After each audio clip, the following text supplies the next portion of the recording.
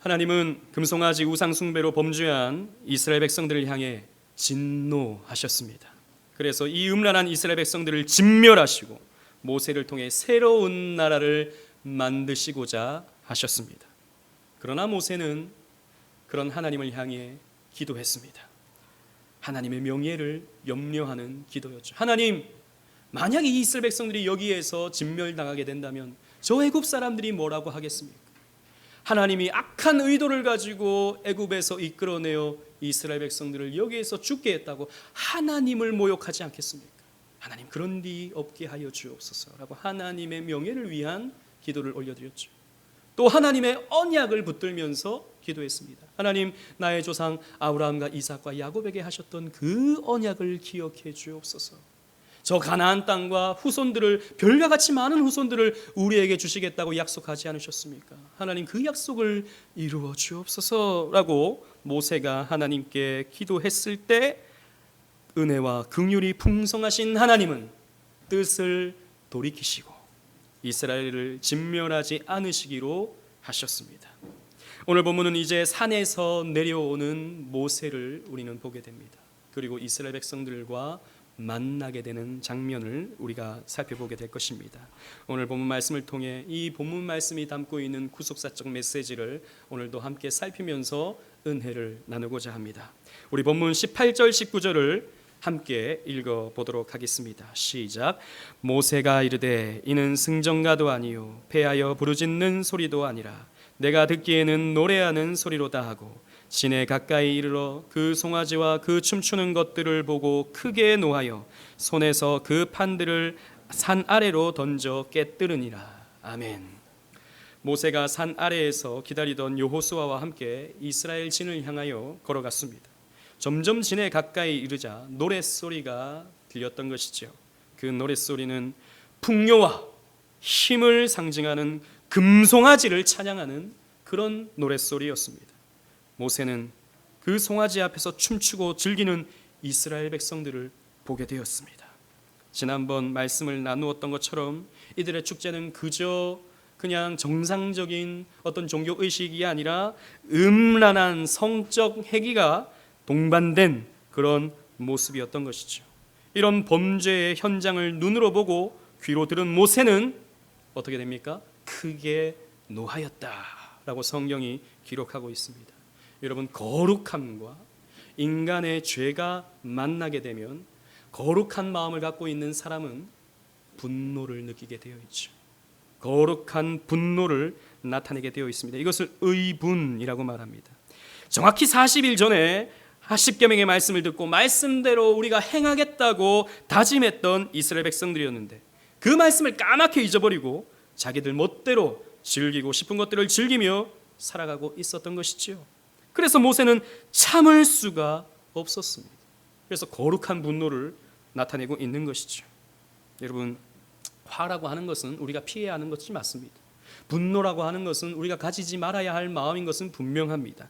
하지만 성경을 보면요, 때로는 우리는 비진리 앞에서, 죄 앞에서, 추한 것들 앞에서 분노해야 한다는 것을, 또 화를 내야 한다는 것을 우리는 확인할 수 있습니다.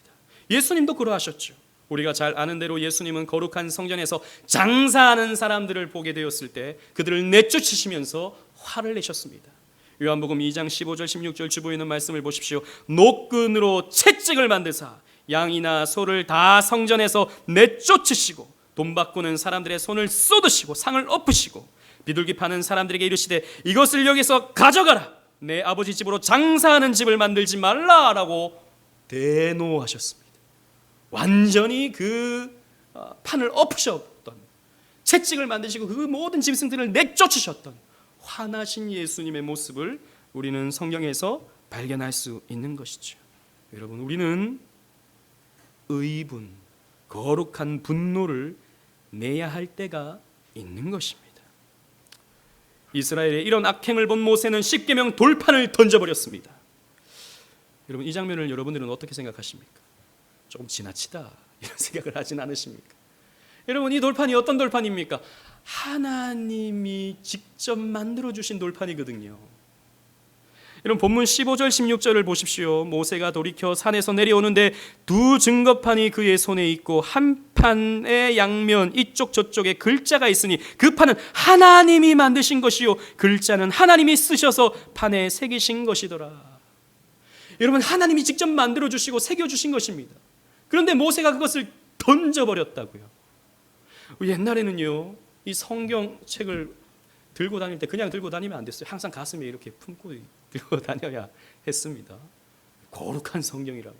그리고 옛날 그 권사님들은요, 이 성경 막 뛰어넘고 다니면 혼내고 막 그런 적도 있었어요. 하나님 말씀이라고. 물론 우리가 성경을 우상화하면 안 되지만, 성경책을 우상화하면 안 되지만, 그래도 여러분 그 십계명 돌판 얼마나 거룩한 돌판입니까? 얼마나 참 신성한 돌판입니까? 그걸 던져버렸다고요. 모세가 화가 지나치게 많이 나서 그런 것이겠습니까? 그 분을 참지 못해서 에라 모르겠다 하고 던져버린 것이겠습니까? 여러분, 그것은 아닙니다. 물론 화가 난 마음은 분명하죠. 그러나 그 십계명 돌판을 던져서 깨뜨린 것은 너희들이 지금 무슨 짓을 하고 있는지를 아느냐? 너희들은 하나님과 맺었던 그 언약을 깨뜨려버렸다라고 하는 것을 가시적으로 보여주는 장면이었던 것이죠. 이스라엘 백성들은 흠칫 놀랐을 것입니다. 그 십계명 돌판을 들고 내려오는 모세가 그 거룩한 돌판을 깨뜨려버렸거든요. 던져버렸거든요. 아니, 지금 무슨 일이 벌어진 거지? 우리가 하고 있는 일이 이런 의미였나? 우리는 지금 도대체 무슨 짓을 하고 있었던 것이지? 생각하게 만들었던 것이죠. 모세는 그치지 않았습니다. 그들이 죄를 지었다는 것을 확실하게 가르쳐주고자 그 우상을 불에 태우고 산산이 부셔버리고 가루로 만들어서 물에 태워서 이스라엘 백성들로 하여금 마시게 만들었습니다. 입 벌려 마셔 뭐 이런 것이겠습니까? 화가 막 주체하지 못해가지고 이런 쓴물을 마셔봐라 나쁜 놈들아, 이런 마음이겠습니까? 또 그것만은 아닐 것입니다. 많은 신학자들이요, 이 부분에 대해서 나름의 해석을 합니다. 성경에 보면 사실 그 이유에 대해서 왜 이런 방법을 통해서 죄를 지었음을 가르쳐 줬는지 우리가 확실히 알 수는 없죠. 하지만 많은 신학자들이 몇 가지의 그런 설명을 합니다. 첫 번째는 여러분 금을 먹으면 어떻게 될까요? 제가 예전에 어떤 아주 좋은 그 음식점에 초청을 받아서 갔더니 그 육회에다가 금가루를 이렇게 뿌려 주더라고요. 여러분 그런 거 한번 드셔보신 적이 있습니까? 이게 몸에 좋은 거래요. 아무튼 이렇게 먹어보라고 해서 주던데, 여러분 금이라고 하는 것은 소화되지 않는 것이죠. 배설되는 것입니다. 그래서 아마도 모세는 이런 우상을 갈아 마셔버리게 만들음을 통해서 결국에는 그것을 배설하게 만들고 우상을 그렇게 배설하게 만드는, 쉽게 말해서 똥으로 만들어버려서 우상을 조롱하게 했다. 우상을 모욕하게 했다. 이 정말 똥 같은 것들이다 라고 하는 것을 가르쳐줬다라고 설명을 하기도 합니다. 두 번째는 사실 이 정말 무식한 방법이죠. 만들었던 이 우상을 부셔가지고 가루로 만들어서 물로 마시게 하는 것, 무지막지한 방법 아닙니까?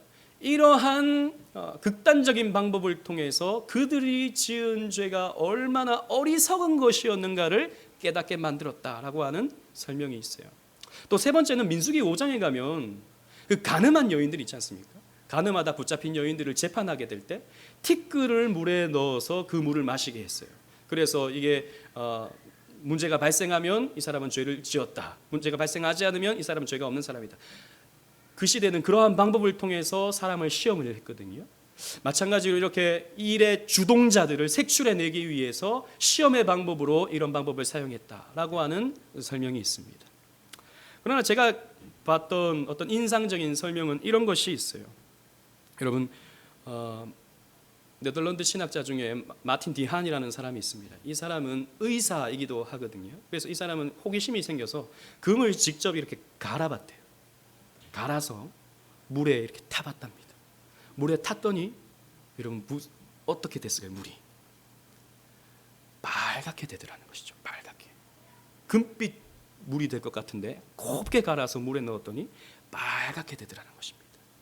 우리나라의 어떤 그 경희대 모 교수님이 그 말을 듣고 그분이 또 물리학 교수인데 실제로 실험을 해봤대요. 그 말을 듣고 곱게 갈아서 물에 넣어봤더니 빨갛게 되더래요. 그래서 더 곱게, 더 이상 갈 수 없을 만큼 곱게 갈아서 물에 넣었더니 와인 색깔의 물이 되더라는 것이죠. 그래서 마틴 디안 목사님은 이렇게 설명합니다. 이것은 우리가 받아야 할 성찬, 그 예수님의 보혈, 이것을 의미하는 것이 아닌가 이렇게 설명하기도 합니다만, 사실 우리가 정확히는 모릅니다. 그것도 하나의 그냥 설명일 수 있는 것이죠. 하지만 그렇게 보았을 때 나름의 또 많은 묵상을 하게 합니다. 이러한 방법을 사용한 후에 모세는 아론에게 자초지종을 물었습니다. 여러분 본문 21절 22절 말씀을 함께 읽어보도록 하겠습니다. 우리 또박또박 한번 읽어볼게요. 시작. 모세가 아론에게 이르되 이 백성이 당신에게 어떻게 하였기에 당신이 그들을 큰 죄에 빠지게 하였느냐. 아론이 이르되 내 주여 노하지 마소서. 이 백성의 악함을 당신이 아나이다. 아멘. 여러분 모세가 묻는 것이요, 어찌하여 일이 이렇게 되도록 만들었는가? 당신이 그래도 내가 없으면 지도자가 아닌가? 어떻게 이 백성들이 이런 우상 숭배를 하도록 당신이 만들었는가? 라고 물어보았더니 아론이 말하기를 첫 번째, 노하지 마소서라고 말합니다. 화내지 말라는 것이죠. 거룩한 분노를 바라고 있는, 의분을 바라고 있는 모세에게 화를 거두라라고 말합니다. 여러분 이 말을 잘 보십시오. 이것이 오늘날 우리 시대가 갖고 있는 시대 정신입니다. 화내지 마세요. 뭘 그런 것 때문에 화를 냅니까? 아니 좋은 게 좋은 거지. 아니 그냥 좀 눈 감고 지나갈 수도 있는 것이지. 그렇게 화내고 그렇게 분을 내면 어떻게 됩니까? 분위기 다 깨지는 거잖아요. 화내지 마세요. 화내지 마세요. 그냥 둥글둥글하게 좀 모나지 않게 넘어갈 땐 좀 넘어갑시다. 노하지 마세요. 이렇게 말하고 있는 것입니다. 여러분 물론 우리는 때로는 유연함이 필요합니다. 그때마다 다 화내고 그때마다 다 분내면 공동체는 깨어지고 가정은 깨어지고 교회는 깨어지고 난리가 날 것입니다. 유연함이 분명히 필요합니다. 그러나 또 때로는요, 죄 앞에서, 우상 숭배 앞에서 분노하는 마음도 필요한 거예요. 지나치게 유연하면 죄와 타협하게 됩니다. 지나치게 유연하면 죄를 정당화하게 만들기 때문이죠. 그래서 정말 우리는 기도해야 돼요. 분노해야 할 때는 분노해야 하고 유연해야 할 때는 유연해야 한다는 것이죠. 그러한 지혜를 가질 수 있도록 우리는 하나님께 기도해야 하는 것입니다. 그런데 여러분, 이 아론의 두 번째 말을 보십시오. 기가 막힌 핑계를 댑니다. 이 백성의 악함을 당신이 아나이다 라고 말하는 것이죠. 무슨 말입니까? 제 책임 아니에요. 이 악한 백성 책임입니다 라고 말하고 있는 것입니다. 자기는 그렇게 하고 싶지 않았는데 워낙 백성들이 악하니까 거기에 휩쓸리다 보니 이렇게 금송아지를 만들어 버리고 말았습니다 라고 말하고 있는 것이죠. 여러분, 이게 타락한 인생의 본성입니다. 아담과 하와가 선악과를 따먹고 어떻게 했죠? 아담은 그 잘못을 하와에게 전가했습니다. 당신이 내게 주신 그 여자가, 저 여자가 나로 하여금 주었기로서니 내가 먹었습니다. 여자는 저 뱀이 나로 하여금 먹게 하였다 라고 책임을 전가하죠. 비겁하게도 아론은 백성들의 탓을 하고 있는 것입니다. 또 세 번째로 거짓말까지 하고 있습니다. 24절 말씀을 함께 읽어보겠습니다. 24절 시작. 내가 그들에게 이르기를 금이 있는 자는 빼내라 한즉 그들이 그것을 내게로 가져왔기로 내가 불에 던졌더니 이 송아지가 나왔나이다. 아멘. 아론은 금을 모아 불에 던졌더니 송아지가 나왔다. 이제 하다 못해서 불탓을 하고 있는 것입니다. 그냥 모아서 던졌는데 송아지가 튀어나왔다. 여러분, 이게 말입니까? 속된 말로 방구입니까? 말도 안 되는 소리를 지금 하고 있는 것이죠. 아니, 던지니까 송아지가 나온 걸 어떡합니까? 지금 이렇게 핑계를 대고 있는 것입니다. 여러분, 우리는 언제나 성경을 읽으면, 이런 성경을 읽으면 우리는 항상 모세 편이 됩니다. 모세가 됩니다. 그래서 이럴 때 내가 분노가 나타나지, 이런 생각이 드는데 가만히 보면 우리가 아론일 때가 훨씬 더 많아요. 훨씬 더 많습니다. 우리는 이렇게 자기 합리화에 능해요. 거짓말을 사용해서라도 그 거짓말이 사실로 바꾸는 데 있어서 우리는, 그러니까 이 거짓말인데 나에게 있어서는 사실로 바꾸는 데 있어서 우리는 탁월한 기술을 가지고 있습니다. 어쩔 수 없었다. 어쩔 수 없었다라는 말로 말이죠. 그래서 때로는 책망을 받거나 때로는 지적을 받게 되면 우리는 굉장히 억울해요. 아니 이게 이런 상황인데 어떡해. 아니 전부가 그렇게 하고 있는 걸 어떡해. 우리는 이렇게 자기 합리화에 굉장한 기술을 가지고 있습니다. 여러분, 우리가 하나님 앞에 나가게 될 때 사탄 마귀는 우리를 막고 나가지 못하도록 방해하죠. 그럴 때마다 우리는 합리화합니다. 지금 너무 바쁘니까, 지금 할 일이 지금 너무나도 많으니까. 시대가 달라졌어요, 목사님. 시대가. 요즘에는 그렇게 해서는 안 돼요, 목사님. 요즘 최고의 핑계, 코로나. 이거는 뭐 대단한 핑계라 가지고 이거 어떻게 할 수가 없어요. 코로나가 이렇게 만연하고 있는 걸 어떡합니까? 지금 제가 너무 힘들어요. 마음이 너무 무너져 내리고 있어서 나중에 할게요. 아이들이 너무 어려서 안 됩니다. 조금 크면 할게요. 지금 어떡해요? 아이들이 이렇게 작아서 챙겨야 되는데. 여러분, 우리는요 하나님께 나가지 못할 이유가 너무너무 많다는 것을 알고 계십니까? 하나님께 나가지 못할 이유는요 찾아보면 수도 없이 많습니다. 그래서 오늘도 못 나온 우리 성도들이 있을 것입니다. 여러분, 우리는요 이러한 상황 속에서 나와야 할 이유를 찾아야 되는 것이지, 이러한 상황 속에서도 하나님께 가까이 나아갈 수 있는 이유를 찾아야 되는 것이지, 나오지 못할 이유를 찾는 것은 자기 합리화입니다. 곰곰이 한번 생각해 보세요. 우리는 자기 합리화에 너무너무 능해요. 아론과 같습니다. 그러나 기억하십시오. 아론은 내가 어쩔 수 없이 이렇게 되었다라고 말하지만 죄라고 하는 것은 지어지는 것이 아닙니다. 상황 때문에, 다른 사람들 때문에 지어지는 게 아니에요. 죄라고 하는 것은 내가 나의 의지로 짓는 것입니다. 아론은 자기 의지를 가지고 와라. 불에 던져서 사람들 모아서, 세공 기술자들 모아서 이거 송아지 만들어라 지시했습니다. 자기의 의지를 가지고 자기의 어떤 판단을 가지고 지은 거예요. 죄라고 하는 것은 언제나 능동형입니다. 여러분, 죄는 결코 수동형이 아니에요. 어쩌다 보니, 우리 또 핑계대기로 마귀가 나를 유혹해서 마귀가 유혹해서 내가 짓는 것입니다. 죄라고 하는 것은 언제나 능동형이에요. 그래서 여러분, 우리가 이런 범죄했을 때 하나님 앞에서 솔직하게 가져야 하는 마음은 회개하는 마음이어야 합니다. 솔직하게 그 죄를 인정하고 고백하는 마음이어야 합니다. 여러분, 요한일서 1장 9절 10절 말씀, 주보에 있는 말씀을 함께 읽어보도록 하겠습니다. 시작. 만일 우리가 있죠. 다 같이 읽어보겠습니다. 시작. 만일 우리가 우리 죄를 자백하면 그는 미쁘시고 의로우사 우리 죄를 사하시며 우리를 모든 불의에서 깨끗하게 하실 것이요 만일 우리가 범죄하지 아니하였다 하면 하나님을 거짓말하는 이로 만드는 것이니 또한 그의 말씀이 우리 속에 있지 아니하니라. 아멘. 여러분, 성도가 가져야 할 마음이 이 마음이라는 것을 아십니까?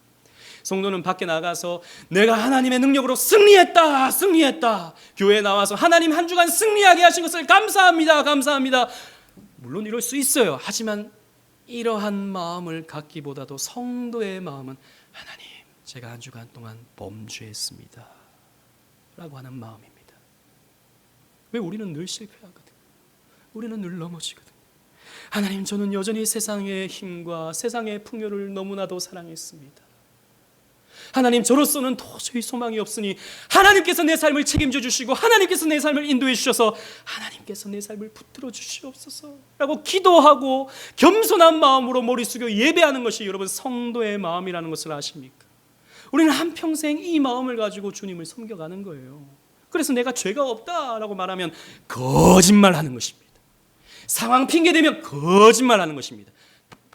내가 죄인이라는 것을, 내가 죄를 지었다는 것을 솔직하게 고백하는 것이 성도의 마음인 것이죠.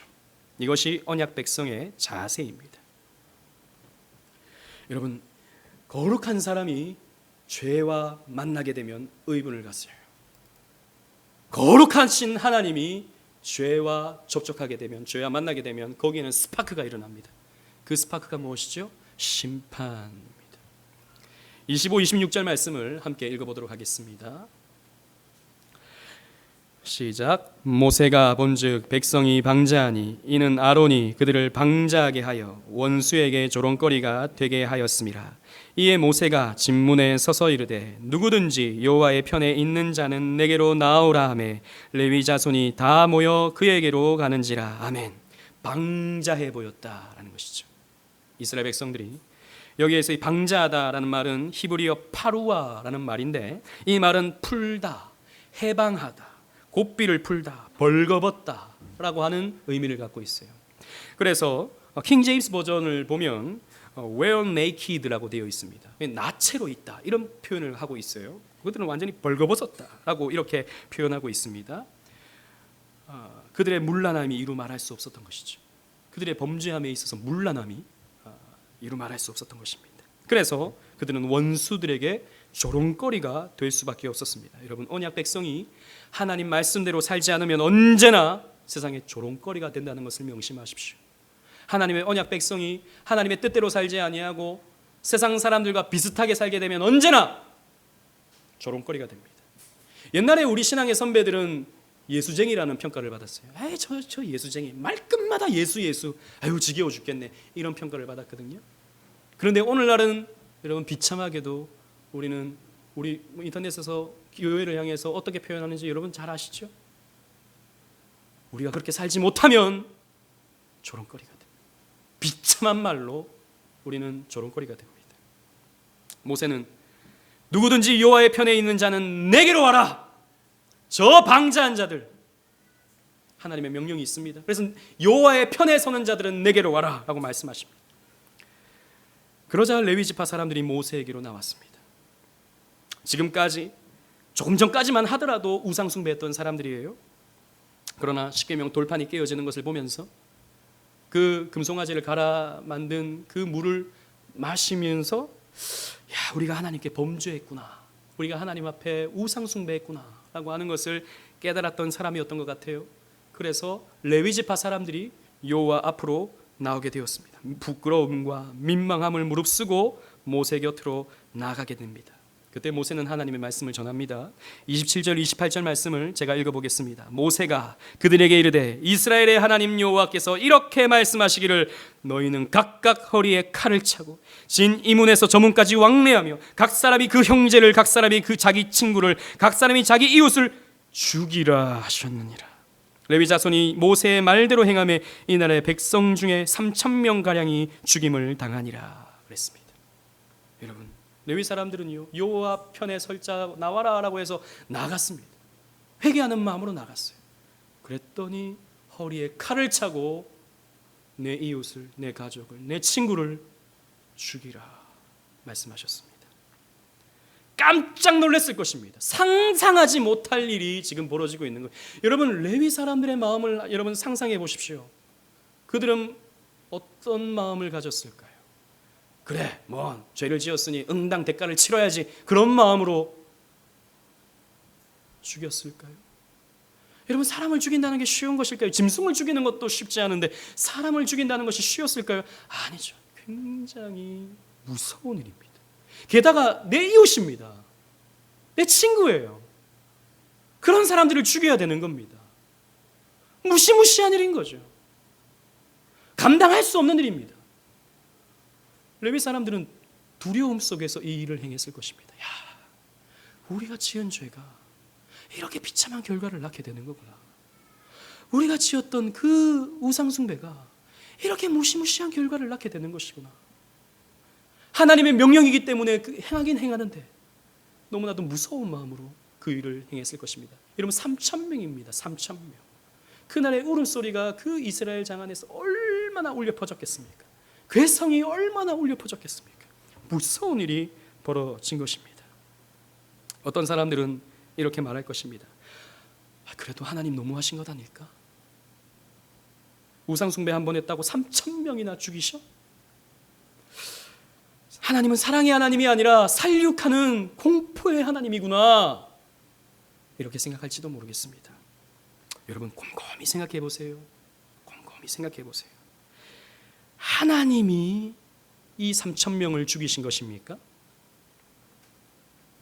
여러분 곰곰이 생각해 보면요, 하나님이 그 3,000명을 죽이신 게 아니라 그들의 죄가, 그들의 불순종이, 그들의 우상 숭배가 그들을 죽였다는 것을 여러분들은 기억하셔야 합니다. 여러분 지난번 시내산에서 언약을 체결할 때 이스라엘 백성들은 어떻게 했습니까? 여러분 성경책을 조금 앞으로 돌아가 보십시오. 출애굽기 24장 7절 8절 말씀을 여러분 한번 보십시오. 24장 7절 8절 말씀 함께 읽어보도록 하겠습니다. 시작. 언약서를 가져다가 백성에게 낭독하여 듣게 하니 그들이 이르되 여호와의 모든 말씀을 우리가 준행하리이다. 모세가 그 피를 가지고 백성에게 뿌리며 이르되 이는 여호와께서 이 모든 말씀에 대하여 너희와 세우신 언약의 피니라. 아멘. 여러분 이스라엘 백성들이 십계명이 선포되었을 때 어떻게 대답하죠? 우리가 이 모든 말씀을 준행하리이다 다짐했습니다. 약속했어요. 손을 들고 약속했습니다. 거기에다가 피를 뿌렸습니다. 여러분 피를 뿌린다는 것이 어떤 의미입니까? 피는 생명을 의미하죠. 목숨 걸고 지키겠다 약속했습니다. 우리의 생명을 걸고 이 약속 지키겠습니다 약속했습니다. 자, 그들이 어떻게 했죠? 지키지 않았습니다. 그렇다면 원래 어떻게 돼야 되는 것입니까? 진멸당해야 맞는 것입니다. 진멸당해야 맞는 거예요. 3,000명이 죽는 것 많아 보이지만 그들은 그들의 죄로 말미암아 죽는 것입니다. 아마도 이 3,000명은 우리가 추측할 때 끝까지 회개하지 않은 사람이거나 이 우상 숭배를 주도했던 사람들이었을 것입니다. 분명히 알 수는 없지만 추측해 보면 그렇다는 것입니다. 그런 사람들에게 내려지는 하나님의 심판이었다라는 것이죠. 죄가, 우상 숭배가 이러한 결과를 만들었다라는 것이죠. 하나님이 그들을 심판하신 게 아니라 그들의 죄로 말미암아 그들은 심판받는 것입니다. 또 우리는 이렇게 생각할 수 있어요. 3,000명 너무 많은 숫자 아니야? 여러분 이때 장정만 60만 명이었습니다. 그러니까 애들과 여자들 포함하면 약 200만 명이 되는 것이죠. 장정만 따져본다 해도 3,000명이면 0.5%입니다. 그 전체 인구 중에. 우리는요 그 3,000명 굉장히 많죠. 많은 건 분명합니다. 그러나 그와 동시에 59만 7천 명에게 베풀어진 하나님의 긍휼, 하나님의 자비를 볼 수도 있어야 됩니다. 3,000명도 크지만 훨씬 더 비교할 수 없이 큰 99.5%의 하나님의 긍휼과 하나님의 자비를 기억할 수 있어야 한다는 것이죠. 우리는 또 이렇게 생각할 수 있습니다. 하나님 지난주에 모세의 기도를 통해 다 용서해 주신다고 하시지 않았는가? 여러분 하나님은 진멸하시지 않겠다고 약속하셨지 심판하지 않겠다고 말씀하신 적은 없습니다. 하나님이 죄에 대해서 그냥 지나가 버리신다면 하나님은 공의로우신 하나님이 아니에요. 하나님은 반드시 죄에 대해서 심판으로 스파크를 내셔야 하는 하나님이십니다. 그래야 하나님의 공의가 충족되는 것이에요. 여러분 기억하십시오. 죄는 그냥 넘어가지는 일이 없습니다. 죄는 반드시 무서운 심판을 가져옵니다. 여러분 우리가 죄를 지을 때는요 그걸 잘 생각하지 않아요. 여러분 우리는 본성상 죄를 갖고 있고 태어날 때부터 선악과를 베어 물고 태어났기 때문에 죄를 지으면요 희열을 느낀다는 것을 아십니까? 우리는 죄를 지을 때 즐거워합니다. 편안해요. 죄를 지을 때 그것에 쉽게 만족합니다. 여러분 인간의 죄 가운데 가장 극단적인 죄가 여러 가지가 있을 수 있지만 마약 중독 같은 것이 될 수 있겠죠. 인간의 말초신경을 굉장히 자극시키는, 그래서 환각 상태에 만들어버리게 만드는 것이죠. 거기에 빠져버리면 그 쾌감이 너무 크기 때문에 앞으로 자기가 구속이 될지, 앞으로 그것 때문에 자기가 어떻게 중독이 되어서 인생이 망쳐질지 생각이 나지 않는 것입니다. 그래서 죄에 계속 빠지게 되죠. 우리가 그렇습니다. 죄를 지으면요 거기에서 오는 쾌감 때문에 우리는 다음 일을 잊어버리게 돼요. 그러나 여러분 기억하십시오. 죄는 반드시 형벌을 낳게 되어 있습니다. 성경 속에서 다윗이 그러했습니다. 다윗은 밧세바를 범했죠. 7계명을 어긴 것입니다. 그리고 거짓말을 했습니다. 우리아에게. 그래서 또 구계명을 어긴 것이죠. 그리고 우리아를 결국에는 전쟁터에 나가서 죽게 했습니다. 6계명까지 어긴 것입니다. 말로 다 할 수 없는 죄를 지었어요. 그래서 나중에는 나단 선지자가 와서 그 죄를 지적했죠. 감사하게도 다윗은 회개했습니다.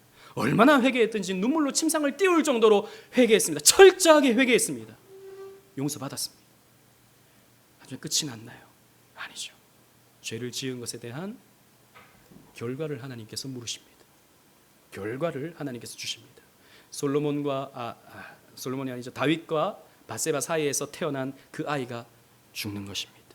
그리고 압살롬과 아도니아를 통해서 반역을 일으켜서 그의 인생 말년이 고통스럽게 되는 거예요. 그 죄로 말미암아서. 여러분, 우리가 죄는 용서받아요. 우리가 짓는 죄는 하나님의 은혜로 용서는 받습니다. 그러나 여러분, 그 죄의 대가는 치르게 되어 있는 거예요. 여러분, 나무에 못을 박는다고 칩시다. 나무가 우리이고 죄라고 하는 것이 못이라고 생각해 봅시다. 그 못은 장도리를 통해서 빼낼 수 있어요. 그러나 그 흔적은 남는 거예요. 이게 무서운 것입니다, 여러분. 그래서 죄는 무서운 것이에요. 불순종이라고 하는 것은, 우상숭배라고 하는 것은, 하나님의 말씀을 어긴다는 것은 무서운 것입니다. 여러분, 우리는 심판받지 아니합니다. 우리의 모든 죄에 대한 심판은 예수님께서 대신 받으셨어요. 우리는 심판받지 않아요. 그러나 그 죄에 대한 돌이키고자 하는 하나님의 의도를 통해서 우리는 징계를 받습니다. 우리는 징계를 받아요. 히브리서 12장 6절로 8절 말씀, 주보에 있는 말씀 함께 읽어보도록 하겠습니다. 제가 먼저 읽고 8절을 다 같이 읽겠습니다. 주께서 그 사랑하시는 자를 징계하시고 그가 받아들이시는 아들마다 채찍질 하심이라 하셨으니 너희가 참음은 징계를 받기 위함이라. 하나님이 아들과 같이 너희를 대우하시나니 어찌 아버지가 징계하지 않는 아들이 있으리요. 함께 읽겠습니다. 시작. 징계는 다 받는 것이오늘 너희에게 없으면 사생자요 친아들이 아니니라. 아멘. 아들이 범죄하는데 그것을 가만히 보고 있는 아버지가 있겠습니까? 징계하죠. 매를 들든지 화를 내든지 징계하게 되어 있습니다. 마찬가지입니다. 우리가 범죄하면 우리를 사랑하시는 하나님 아버지는 우리를 징계하십니다. 징계하셔요. 그래서 우리는 하나님 앞에서 두려워할 수 있어야 돼요. 이 죄를 무서워할 수 있어야 됩니다. 이 죄가 얼마나 무시무시한 것인지, 우리의 삶을 망쳐놓는 것인지 우리는 생각할 수 있어야 된다는 것이죠. 그리고 우리는 오늘 본문을 통해서 어김없이 그리스도의 사역을 발견할 수 있습니다. 우리 본문 19절 말씀을 함께 읽어보도록 하겠습니다. 19절 말씀, 29절입니다. 죄송합니다. 29절 시작. 모세가 이르되 각 사람이 자기의 아들과 자기의 형제를 쳤으니 오늘 여호와께 헌신하게 되었느니라. 그가 오늘 너희에게 복을 내리시리라. 아멘. 자, 보십시오. 이스라엘의 전체의 작은 일부, 이 3,000명이 심판을 받았습니다. 그러나 이 심판을 받은 것이 무엇이라고 말씀하십니까? 여호와께 헌신된 것이다 라고 성경이 기록하고 있어요. 이로 말미암아서 이스라엘에게 복이 내려질 것이라고 기록하고 있습니다. 여러분, 이것이 어떤 의미겠습니까? 이스라엘의 일부가 심판받음으로 이스라엘 전체에는 복이 내려지는 대속의 원리가 담겨져 있는 것이죠. 그렇습니다. 마찬가지로 이 역시 그리스도에 대한 힌트, 예언이 되는 것이죠. 이스라엘의 일부이신 그리스도께서 이스라엘 모두를 대표하시어 대신 심판받으심으로 하나님은 우리에게 복을 내리십니다. 그리스도께서 우리의 죄를 가져가셨기 때문이에요. 그리스도의 의는 우리에게 전가되었기 때문입니다. 여러분, 끝까지 회개하지 않은 3,000명이 죽임을 당했다 했습니다. 여러분, 우리 한번 생각해 봅시다. 우리는 다 회개했나요? 우리는 회개가 완성되어 거룩하고 영광스러운 삶을 살고 있습니까? 아니죠. 우리는 이 부분에 있어서 실패합니다. 우리는 여전히 마음속에 우상들이 득실득실하다고요. 그런데 그 완전히 회개하지 않은 이 잔존에 있는 죄를 예수님께서 대신 가져가시고 십자가에서 해결하셨다는 것을 여러분 아십니까? 예수님께서 십자가에 달리신 것은, 그래서 죽으신 것은 우리가 끝까지 회개하지 않은 이 불순종, 이 더러움, 이 추함을 가져가심으로 십자가에 달리셨다는 것을 여러분 아십니까? 그래서 루터는 이렇게 말했죠. 오 나의 주시여, 오 나의 죄시여.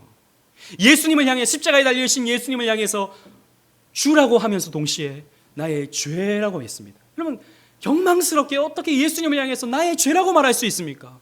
십자가에 달리신 그 순간만큼은 나의 죄를 대신해서 달리신 것이거든요. 나의 죄를 대신해서 가져가심으로 심판받으신 거거든요. 그래서 우리의 이 회개치 못한 이 더러운 추한 죄를 예수님께서 대신 가져가시고 심판받으심으로 말미암아 우리에게는 무엇이 되었습니까? 복이 된 것이에요. 이것이 우리에게는 복이 된 것입니다. 그리스도께서 헌신하심으로 말미암아서. 히브리서 10장 10절 말씀 함께 읽어보도록 하겠습니다. 주보 있는 말씀 시작. 이 뜻을 따라 예수 그리스도의 몸을 단번에 들이심으로 말미암아 우리가 거룩함을 얻었노라. 여기서 들이심이라는 말이 헌신이라는 말이죠. 그리스도께서 자신을 헌신하심으로 말미암아서 우리에게는 거룩함이 된 거예요. 우리에게는 복이 된 것입니다. 여러분, 오늘 본문에는 3,000명이 헌신했다고 했습니다. 마찬가지로 그리스도께서는 자신을 하나님께 헌신하신 것입니다. 그래서 우리에게는 복이 내려지는 것입니다. 따라서 우리에게는 심판이 있습니까? 없습니까? 없어요, 여러분. 저와 여러분들에게는 심판이 없습니다. 여러분, 우리는 죄를 짓지만 그 죄 때문에 우리는 심판받지 않아요. 망하지 않습니다. 그 하나님의 징계는 있을 수 있죠. 그러나 이 징계는, 가만히 생각해 보십시오. 이 징계를 통해서 하나님께 돌아설 수 있게 되고 하나님께 나아갈 수 있게 되고 나 자신을 반성하게 되면서 더욱 건강해지고 성화되어짐을 통해서 아름답게 빚어져 가는 거예요. 그래서 우리의 징계 또한 무엇입니까? 복이에요. 복. 그리고 하나님께 나아가게 됨을 통해서 더욱 우리의 삶이 충만해지고 기뻐지고 감사하게 되는 것이죠. 우리의 모든 삶의 부분들은 다 뭡니까? 복입니다. 복. 그래서 여러분들은 결코 망하지 않아요. 여러분, 두려워하지 마십시오. 걱정하지 마십시오. 그리스도께서 헌신하셨습니다. 그래서 여러분들은 복 받습니다. 여러분들의 인생은 복으로 끝납니다. 목사님, 지금 제가 얼마나 힘든 줄 아셔요? 예, 그 힘든 것 때문에 여러분들은 복 받을 것입니다. 목사님, 제가 얼마나 아픈 줄 아셔요? 그 아픈 것 때문에 여러분들은 복 받을 것입니다. 결국에는 여러분들의 삶은 복으로 결과되어집니다. 이때 아멘을 하셔야 됩니다. 여러분들은 복받은 사람입니다. 사랑하는 오직은혜 교회 성도 여러분, 거룩한 백성이 죄와 만나면 스파크가 일어납니다. 분노, 거룩한 분노를 가지게 됩니다. 거룩하신 하나님이 죄와 만나면 심판이라고 하는 스파크가 튑니다. 여러분, 성경을 가만히 보십시오. 큰 그림을 한번 그려보십시오. 구약 시내산 아래에서 언약 백성이 언약의 말씀을 받았지만 불순종함으로 3,000명이 죽습니다. 그러나 신약 시대를 보십시오. 신약 시대에 예루살렘 시온산에서 말씀을 듣고 순종함으로 거룩하여진 언약 백성이 3,000명이 살아납니다. 시내산, 시온산, 3,000명, 3,000명, 불순종, 순종, 대칭이 되어지는 것이죠. 하나님 말씀에 순종하기로 결단한 3,000명이 주님 앞에서 거듭나 생명을 얻게 되는 것입니다. 여러분, 성경은 그래서 우리에게 무엇을 가르쳐 주냐 하면, 나는 너희를 심판하는 하나님이 아니라 나는 너희에게 생명을 주는 하나님이다. 이 구속사의 경륜을 통해서 하나님은 우리에게 생명 주시기를 원하시는 하나님, 다르게 표현하면 복 주시기를 원하시는 하나님이시다라는 것이죠. 그래서 우리는 죄로부터 돌이켜야 됩니다. 여러분, 오늘의 말씀이 우리에게 무엇을 교훈합니까? 죄가 얼마나 무서운가를 교훈합니다. 죄를 그냥 두지 마십시오. 여러분, 우리의 마음속에 이것 하면 안 되는데, 내가 하나님 백성으로서 이렇게 살면 안 되는데, 이어가고 있는 그것 있죠. 여러분, 그치십시오. 그거 그친다고 여러분 인생이 망하지 않습니다. 하나님은 잠깐의 어려움을 주실지는 모르겠지만 결국 그 끊어냄을 통해서 여러분들에게 더 큰 복을 주실 것입니다. 내가 포기하지 못하는 요거 꼭 쥐고 있는 요거. 그런데 요거 때문에 하나님께 나아가지 못해요. 끊어내십시오. 던져버리십시오. 그리고 하나님께로 돌아서십시오. 하나님께서는 더 큰 기쁨을 여러분들에게 주실 것입니다. 그거 꼭 쥐고 있는 그거 잠깐 주는 그 기쁨, 그거 때문에 포기 못하는데 끌어내고 하나님께로 나가게 되면 하나님이 주시는 영원한 기쁨으로 우리를 만족하게 하실 것입니다. 우리는 이걸 못해요. 이거를 잠깐 기쁘게 만들어주는 그거 하나 붙잡고 어떻게든 그 아등바등 놓칠세 그냥 거기에 집중하고 살아가거든요. 아닙니다. 돌아서야 됩니다. 이런 메시지가 우리에게 필요한 거예요. 스펄전이 10대 후반에 눈이 많이 내리는 어느 날 주일 아침이었습니다. 그래서 교회를 못 나가게 되는 그런 상황이 생긴 거예요. 그래도 나가야겠다 싶어서 그래도 10대 후반이니까 젊기도 하고 그래서 눈을 헤치고 자기 집 가까이 있는 어느 교회를 방문했습니다. 눈이 너무나도 많이 왔기 때문에 예배당에는 사람이 몇 명이 없었어요. 그날에는 목사님조차도 교회에 나오지 못한 거예요. 그런데 어느 청년이 강단에 오르면서 이사야의 말씀을 가지고 외칩니다. 막 설교를 막 하다가 스펄전이 앉아있는 스펄전을 향해서 그 모습을 보면서 스펄전을 향해서 이렇게 말합니다. 형제여, 당신은 참으로 비참해 보이는군요. 기분 나빴을 것 같아요. 제가 아니 교회 왔는데 그 눈보라를 뿌리치고 교회 왔는데 당신은 참 비참한 사람으로 보이군요. 비참해 보이는군요. 이 말을 들으면 기분 나쁠 수 있죠. 그런데 그 앞에서 설교하고 있는 그 청년이 그렇게 말합니다. 여호와를 앙망하십시오. 여러분, 앙망하다, 그 이사야에 있는 이 말씀 앙망하다라는 말이 영어로 표현하면 turn to me입니다. 돌아서십시오.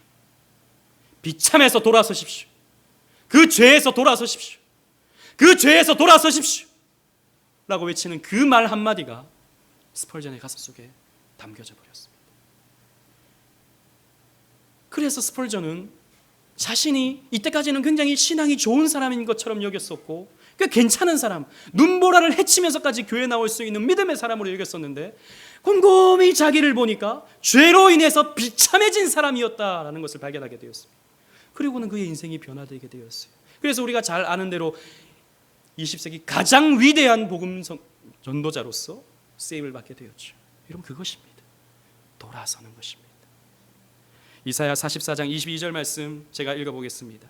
내가 내 허물을 빽빽한 구름같이 내 죄를 안개같이 없이 하였으니 너는 내게로 돌아오라. 내가 너를 구속하였음이라. 여러분, 우리 자비가 풍성하신 하나님께로, 긍휼이 풍성하신 하나님께로 돌아서십시오. 돌아오십시오. 죄로부터 돌이키십시오. 하나님께서 더 큰 은혜를, 더 큰 축복을, 더 큰 기쁨을 여러분들에게 주실 것입니다. 그러한 은혜가 저와 여러분들에게 있기를 주님 이름으로 축원합니다. 아멘.